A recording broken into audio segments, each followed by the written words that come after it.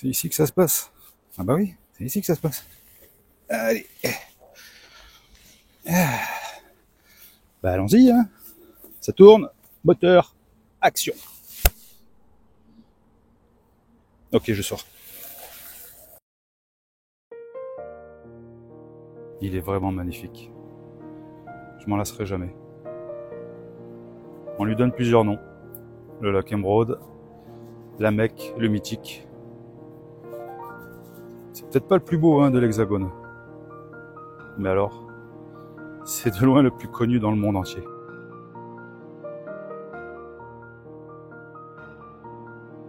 Alors moi c'est Cédric, 44 ans, marié, 2 grands-enfants.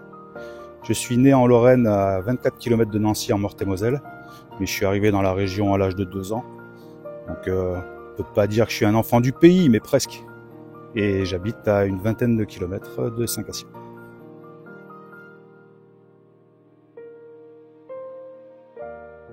À mes débuts, je dirais que c'est un peu comme tout le monde, hein, comme on va dire 80% des carpistes, hein, donc tout jeune, hein, à la pêche au cou. Hein. Le père, la mère, pêcheurs tous les deux, avant ma naissance, donc ils m'ont conçu comme ça, donc on va dire que c'est dans mon ADN. Et donc voilà, à l'âge de 3 ans, première canne dans les mains, première touche, j'en vois encore la canne cintrée à mort, une canne en bambou de 3-4 mètres, grand maximum, verte. Et mon père qui voit le bouchon couler, et puis il fait faire. Alors moi je prends la canne, petit comme je suis, et je revois la courbure de la canne. Et j'ai dû faire quoi? J'ai fait un gardon de 15-20 cm, mais pour moi, à l'âge de 3 ans, c'était énorme. Donc ouais, la fierté dans les yeux de mon père à ce moment-là et tout ça, ouais, franchement ça a déclenché quelque chose. Donc du coup, bah, depuis l'âge de mes 3 ans, bah, j'ai une canne dans les mains.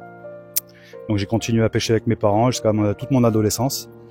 Et arrivé à l'âge de 23-24 ans, à force bah, d'avoir l'impression de ferrer le fond et qu'après le fond il se déplace, bah, on commence à se demander ce que c'est. Hein. Donc bah écoute, moi j'ai acheté ma première vidéo, une VHS. Je me souviens à l'époque, les anciens expliqueront aux jeunes ce que c'était une VHS à l'époque. Et c'était technique et stratégie de la pêche à la carpe de John Llewellyn, où il est invité par son ami François Idanez sur un lac près de Saint-Étienne, si c'est bien sur Saint-Étienne, parce que ça a toujours été secret. Et donc voilà, j'ai regardé cette vidéo, je suis tombé amoureux, donc première canne, premier moulinet, la vidéo en pause pour revoir, pour faire les nœuds correctement et tout, machin. Et tout naturellement, bah, je suis retourné, la première fois que j'ai mis une canne à l'eau, à carpe, bah, je suis retourné sur le poste où je me faisais déglinguer au cou, quoi. Tout simplement, dans un fond de baie dans le bras sud, près d'une roselière. Donc maintenant, quand on y pense, ça pue le fiche, quoi, en fait. Mais à l'époque, je savais pas. Donc je suis arrivé avec mes bouillettes au cassis et j'en ai balancé je sais pas combien, c'était le mois de février, je me souviens. J'avais aucun équipement, j'avais un siège de camping qui se dépliait, j'avais une lampe à gaz, camping gaz là. Je me réchauffais au-dessus là, j'ai passé la nuit au bord de l'eau et à 4h20 du matin, j'étais malade quand j'y repense. Et à 4h20 du matin, départ, je suis resté figé devant la canne qui déroulait, je savais plus comment faire alors que les cassettes de John, j'en ai passé, hein, j'ai même acheté les DVD après. Donc ben, je prends la canne, premier poisson, 6,6 kg, pour moi c'était énorme. Voilà, ça part de là.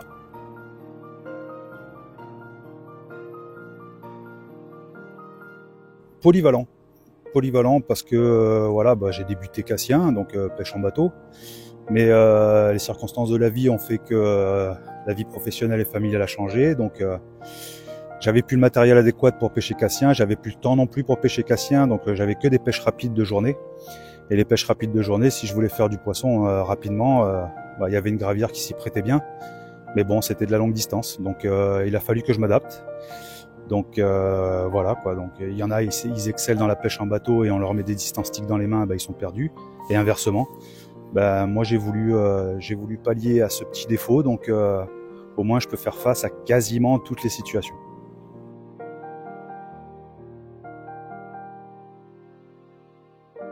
Bah là aussi, il a fallu que je m'adapte, hein, vie de famille oblige. Moi, la pêche c'est ma passion, mais ma famille c'est ma vie. Donc je fais surtout des pêches rapides, une fois par semaine généralement, je suis au bord de l'eau. Je fais aussi 2 nuits par mois et j'ai 1 semaine par an pour voir un peu autre chose.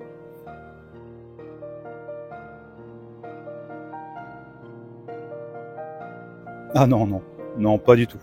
Pas du tout. Moi, c'est les touches et la beauté du poisson. Après, si c'est une touche beauté du poisson et c'est un steak, on crache pas dessus, hein, mais non, non, je recherche pas les gros spécimens absolument. Je vais pas aller pêcher à un endroit bien précis parce qu'il y a un gros poisson qui y nage. Je respecte ceux qui sont comme ça, hein, mais moi non. Moi, c'est beaucoup de pêche rapide, donc j'ai pas le temps de me poser la question à essayer de faire le steak du plan d'eau. Non, non, non, non. Donc moi, c'est les touches et la beauté du poisson.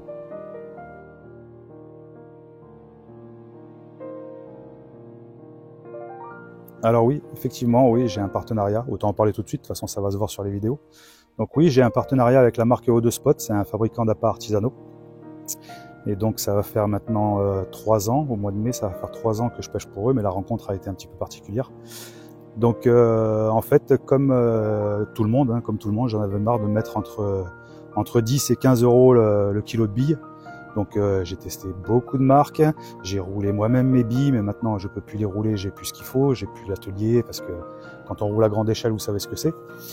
Donc j'étais à la recherche, comme je faisais des pêches rapides, j'étais à la recherche d'un appât vraiment instantané qui diffuse à mort dès qu'on les immerge dans l'eau.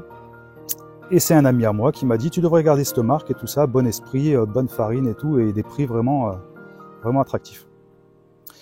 Donc oui, j'ai jeté un œil, j'ai appelé le patron parce que ça m'intéressait. Et je lui ai demandé de me conseiller sur une de ces gammes instantanées et tout ça, et il m'a répondu écoute, moi si une bouillette n'est pas instantanée, elle a rien à faire dans ma gamme. Donc voilà, il a annoncé les bases, les fondations d'entrée. Donc le courant est bien passé, j'ai fait une première commande, j'ai pêché avec, j'ai eu des résultats au-delà de mes espérances en plein mois d'hiver, donc c'est pas forcément la meilleure période pour tester une bouillette. Mais donc je l'ai fait et puis j'ai continué à acheter plusieurs gammes, à les tester et tout ça. J'avais toujours autant de résultats, donc ce que j'ai fait, c'est qu'un jour en fait, mon ami me dit tiens, t'as vu O2 Spot, ils recrutent des nouvelles personnes pour élargir leur équipe. Moi j'ai dit moi ça m'intéresse pas, j'ai 40 ans, ça m'intéresse pas. Et de fil en aiguille, je me suis dit pourquoi pas. C'est une belle aventure humaine et tout ça, et comme je crois en ces produits, j'ai bien envie de faire partie de l'aventure. Donc j'ai recontacté le boss, Christophe, en lui disant que moi j'étais bien partant pour rentrer dans son équipe, mais que en contrepartie je ne lui demandais rien. Je ne voulais pas avoir les avantages d'un gars sponsorisé, quoi. Je voulais pas avoir de tarifs, je faisais pas ça pour ça. Moi je faisais ça parce que je croyais en ces produits, j'avais du résultat et voilà, et je voulais que ça se sache parce que c'est une marque qui mérite d'être connue. Ils ont un bon esprit et tout, ils sont pas gourmands. Donc je me suis lancé dans l'aventure comme ça, Christophe m'a fait confiance. Et au bout de 2 ans, il m'a proposé de rentrer définitivement dans la team avec ses avantages. Bon, j'ai pas dit non, hein, je suis pas stupide. Et je crois toujours autant à ces appâts et je continue avec ces appâts.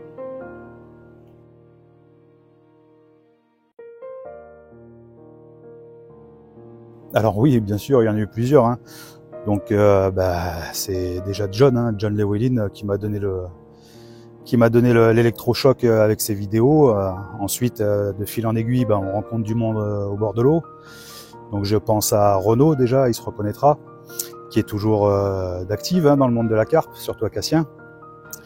Donc Renaud qui m'a appris beaucoup de choses, qui m'a fait passer mes premières nuits en hiver à Cassien. Sans beaucoup d'équipement, il m'a appris à arracher la porte du bivy quand il y a un run et puis partir en lévitation sur les cailloux. Donc tout ça, je le dois à Nono, et surtout la méticulosité très pointilleuse sur les montages. Donc ouais, je tiens ça de lui, c'est indéniable. Je sais d'où je viens, donc je me rappelle très bien d'où je viens, donc merci Renaud. Et ensuite, j'ai fait la connaissance d'Esteban, qui a été mon binôme pendant un paquet d'années, où on a partagé énormément de choses, et ouais, sa façon de pêcher, de rien lâcher et tout ça, franchement, ouais, Ces deux pêcheurs là, ils m'ont vraiment inspiré, ils continuent à m'inspirer et je les oublie pas parce que je sais d'où je viens, je me rappelle d'où je viens. Après maintenant, au jour d'aujourd'hui, oui bien sûr, hein, il faut en parler aussi. Quand il y a du talent, il faut le reconnaître. Voilà, pêche en bateau, Dylan, je pense à Dylan Boutry de la team Corda. C'est une machine ce gamin, franchement, il a un sens de l'eau, il a une persévérance. Bon, par contre, je suis un peu plus méticuleux que lui sur le matériel. Et comme je pratique aussi la pêche du bord à la frappe, donc oui, il y a Pierre Meyer aussi, team Corda. Bon, il y en a plein d'autres, hein, c'est pas parce que c'est Corda, hein, franchement. Julien Filleul, voilà, Sylvain Poipy, voilà, c'est toutes ces la marque, on s'en fout quoi. En fait, c'est le pêcheur qui m'intéresse. Maintenant, voilà, si je devais retenir deux personnes au jour d'aujourd'hui, c'est Dylan pour la pêche en bateau et Pierre pour la pêche à la frappe. Voilà, c'est deux pêcheurs très pointilleux qui excellent dans leur domaine. Et voilà, quand il y a du talent, malgré qu'ils soient jeunes, quand il y a du talent, il faut le reconnaître aussi.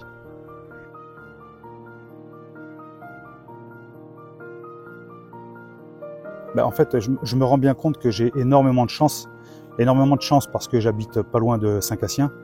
Donc j'ai une certaine facilité à le pêcher. Donc je me mets à la place de certains pêcheurs qui auront peut-être jamais l'occasion de venir le pêcher ou qui viennent le pêcher très occasionnellement, qui doivent faire des bornes et des bornes. Donc ouais, je vais leur proposer un peu mes expériences sur Cassien, ma manière de l'aborder.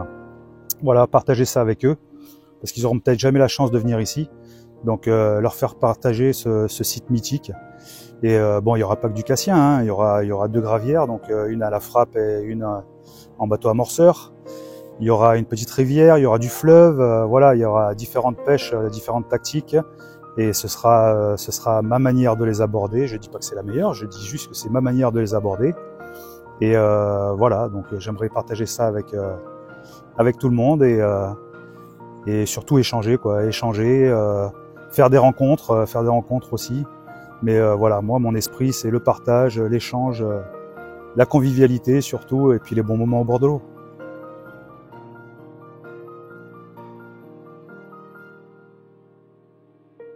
Non, franchement c'est pas quelque chose que je crains quoi. La plupart des locaux maintenant je les connais bien, ils partagent le même esprit que moi. Après il y en a toujours un ou deux voilà qui vont se dire ah tu parles de Cassien et tout. Et j'ai envie de leur dire détendez-vous quoi, détendez-vous. La réputation de Cassien, elle est plus à faire. Hein. C'est pas moi qui suis en train de la faire, la réputation de Cassien. Hein. Elle est plus à faire. Depuis des années, il est connu et reconnu, ce lac. C'est pas moi qui vais changer quoi que ce soit. Hein. Surtout avec les restrictions qui sont mises en place aujourd'hui. Après, quand on parle si je parle des autres lieux que je vais pêcher, ils sont aussi gavés de restrictions. Donc, ça va pas attirer grand monde. Hein. Ça va pas attirer grand monde. Donc voilà quoi.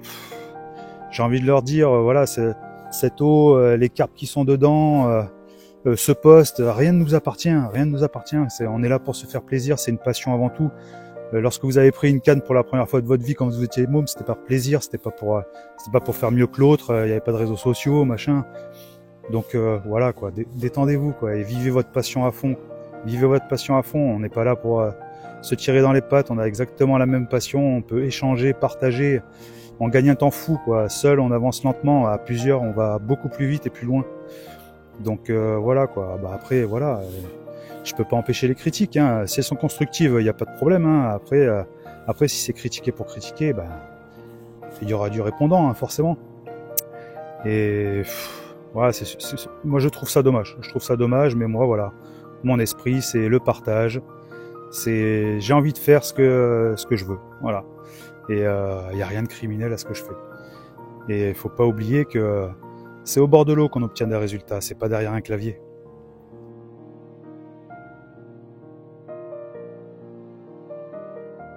Ben, en fait, pour conclure, c'est simple, hein, vous connaissez maintenant mon état d'esprit.